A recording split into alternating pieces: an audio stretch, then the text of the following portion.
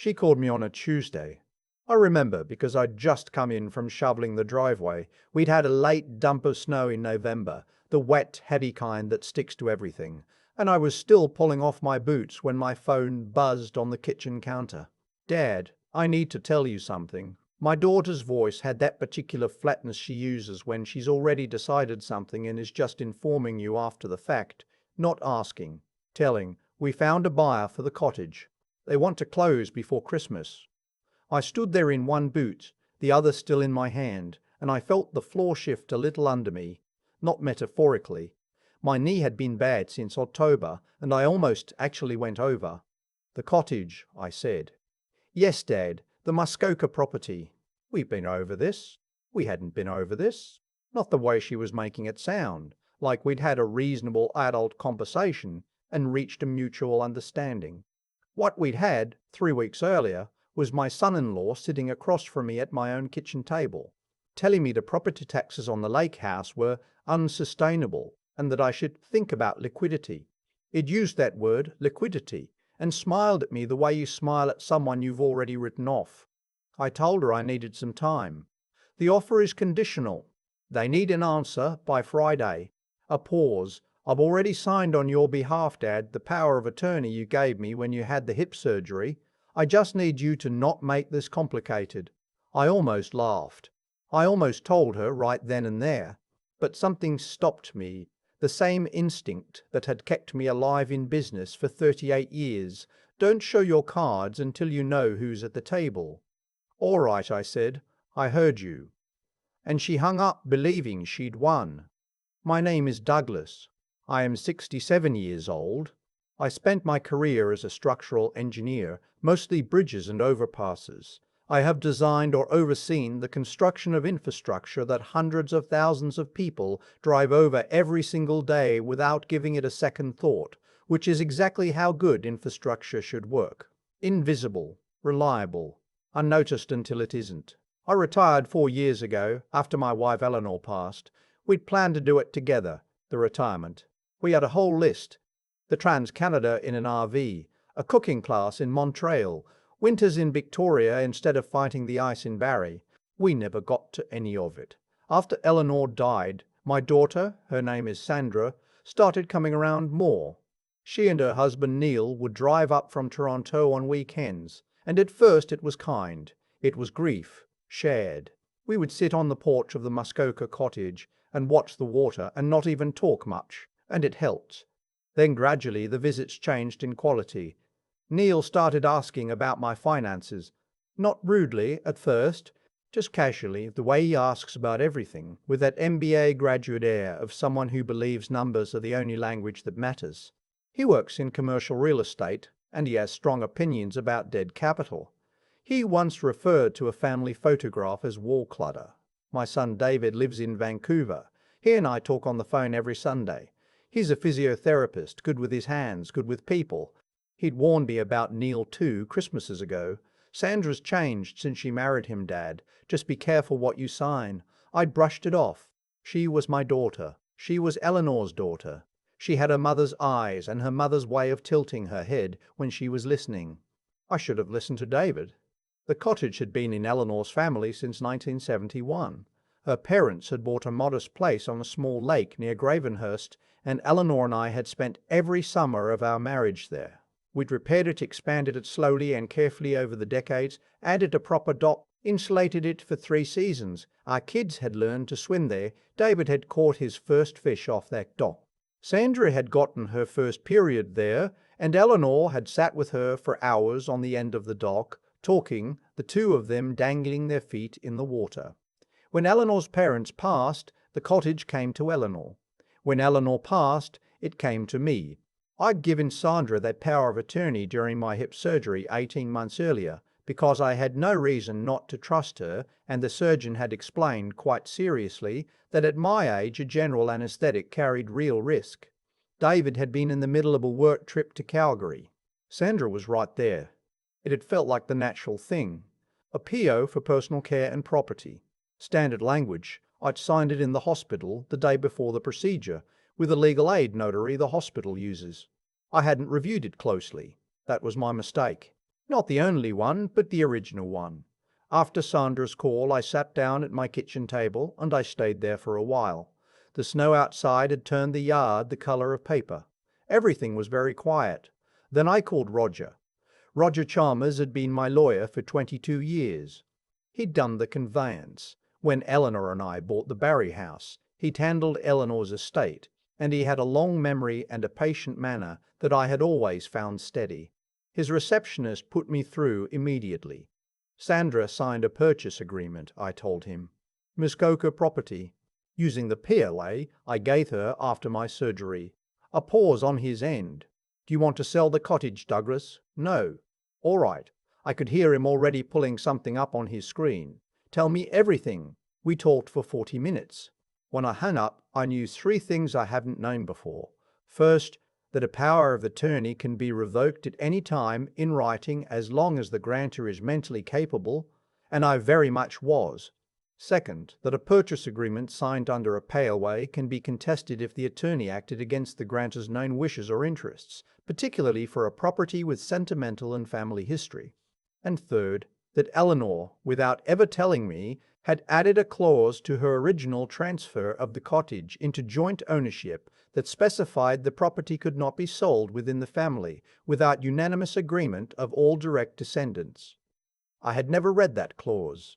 Eleanor had never mentioned it. She had simply put it there, years ago, quietly, the way she did things, without fanfare, without needing credit, just solving a problem she'd seen coming before anyone else had. My son was a direct descendant. David had not agreed. The sale was not valid. I cried a little when Roger told me that. Not from relief. From missing her. I didn't tell Sandra right away. I know that might seem cruel, but I want you to understand the weeks that had come before that phone call. The way Neil had spoken to me at my own table, the way Sandra had started referring to the cottage in the past tense, that was a lovely property, as if it were already gone. The way she'd arranged for an estate sale company to come to the cottage the following Saturday to assess contents without asking me, without telling me. I'd found out from my neighbour Gerald, who'd seen the company's van in the driveway and texted me a photo.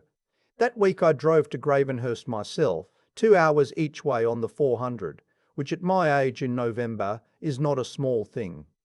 I walked through every room of that cottage. I looked at Eleanor's books still on the shelf, her gardening hat still on the hook by the back door, the tin of shortbread on the counter that I kept refilling every Christmas because it had been hers. I looked at the dock and the grey November lake and the birch trees along the waterline that she had loved. Then I sat down at the kitchen table, the same brown pine table Eleanor and I had bought at an antique market in Huntsville in 1987, and I wrote out by hand the revocation of Sandra's power of attorney. Roger had drafted the formal version. I signed his and kept mine. 2 witnesses, Gerald from next door and his wife Marg. I also called David that evening. I told him everything. There was a long silence on his end. "Dad," he said finally, and his voice had that particular thickness. "Why didn't you tell me sooner?" It wasn't really a question. I didn't answer it like one. "I'm telling you now," I said, "and I need you to formally write to Roger confirming that you do not consent to any sale of the Muskoka property." "Already typing," he said. On the Thursday before Sandra's Friday deadline, Roger sent a letter to the law firm representing the buyer's agent and a separate letter to Sandra, delivered by courier to her Toronto condo. The letters were measured and precise in the way that legal language is, each sentence doing exactly what it needed to do and nothing else. The letter explained that the power of attorney had been revoked, that the property was subject to Eleanor's transfer clause requiring unanimous family consent, that David had formally withheld consent, and that the purchase agreement was therefore null and void. It also noted that proceeding further with the sale or attempting to transfer funds or title would constitute fraud. Sandra called me 20 minutes after the courier arrived. She was not using her flat informing voice this time. "You had no right," she said. "I was trying to help you." "You can't manage all of this on your own, Sandra." I kept my voice even. "I would like you to listen carefully. I am 67 years old. I shoveled my own driveway this week. I designed bridges. I have managed quite a lot on my own for quite a long time. The taxes alone are mine to manage. A silence. Then Neil's voice in the background, low and quick, and Sandra again. We'll contest this. You're welcome to try, I said. You're welcome to try, I said. Roger would enjoy the billable hours. I hung up. I won't pretend I felt good about that conversation. Sandra is my daughter. She was in the room when Eleanor died. She held her mother's hand. Whatever she had become in the years of her marriage to Neil, she had also once been the small girl who sat on Eleanor's lap on the end of the dock with her feet in the water. That person was still somewhere inside her. I had to believe that, but I was also dumb pretending that love excused everything. The buyer's agent attempted to proceed anyway. Apparently no one had explained the situation clearly to them, and when their solicitor received Roger's letter, there was a brief and undignified back and forth that resolved within 72 hours. The deal collapsed. The buyer found another property. Sandra and Neil did not contest it. I suspect their own lawyer had a frank conversation with them about the strength of their position, which was none. Neil sent me a text 3 weeks later. It said, for what it's worth, we thought we were acting in your best interest. I read it once and set my phone down and didn't respond. David flew home for Christmas. He'd booked the flight the same night I'd called him. Before any of this had resolved, he'd just bought a ticket without knowing how it would turn out, and I thought about that more than once in those weeks in between. He drove up to the cottage with me on December 26th, the day after Christmas, the way we used to do when the kids were young. Eleanor had always insisted on a Boxing Day at the lake, as she called it, even in the dead of winter. The lake was frozen. The birch trees had their snow on them. Inside, the shortbread tin was full.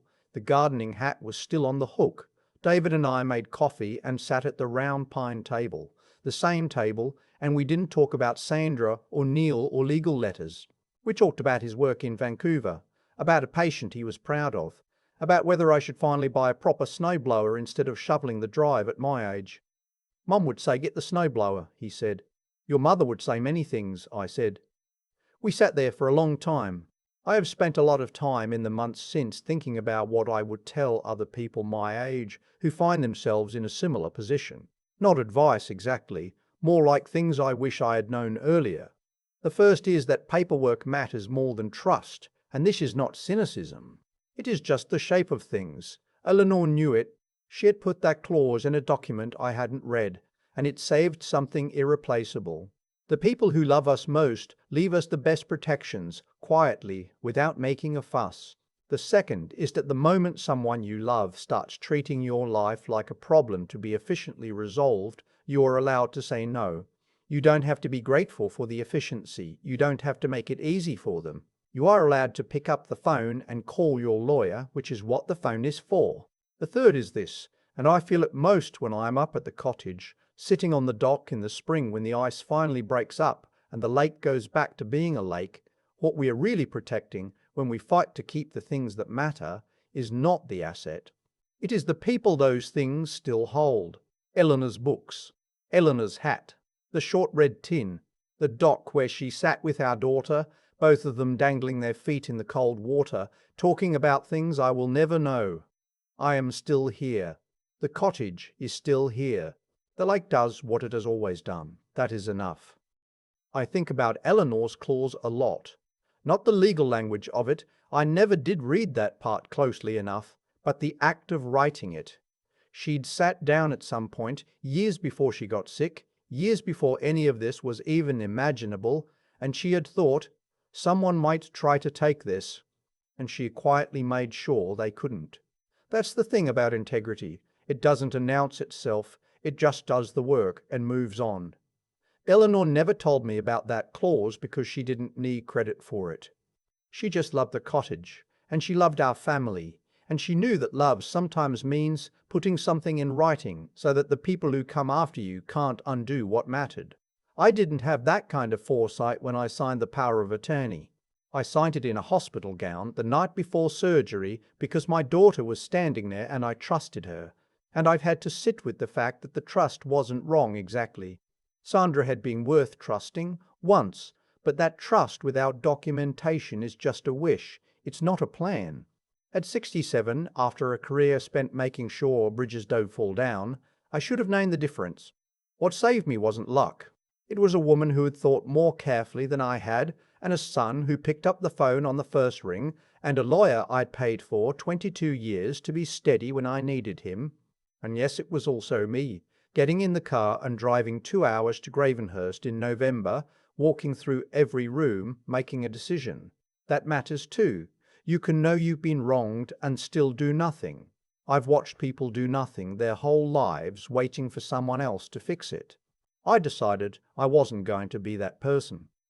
There's something Sandra never understood, and I don't think Neil ever taught her to understand it, that clear thinking under pressure is its own kind of strength. Not anger, not stubbornness, just the ability to sit at a kitchen table after a hard phone call and ask yourself quietly, what do I actually know and who do I need to call? That question has served me better than anything else in my life. The part that still aches, and I won't pretend it doesn't, is that Sandra and I have not spoken properly since. She sent a card at Christmas. I sent one back. We are cordial in the way of people who have decided, without quite saying so, to keep a careful distance. I grieve that. I grieve it the way I grieve Eleanor, which is to say not loudly and not all at once, but in small moments, usually when I'm not expecting it. But I am still here. David came for Christmas, and we sat at the round pine table and drank coffee and talked about ordinary things. The lake was frozen and the birch trees had their snow on them, and inside, the cottage was exactly as it had always been. That is not a small thing. It is, in fact, everything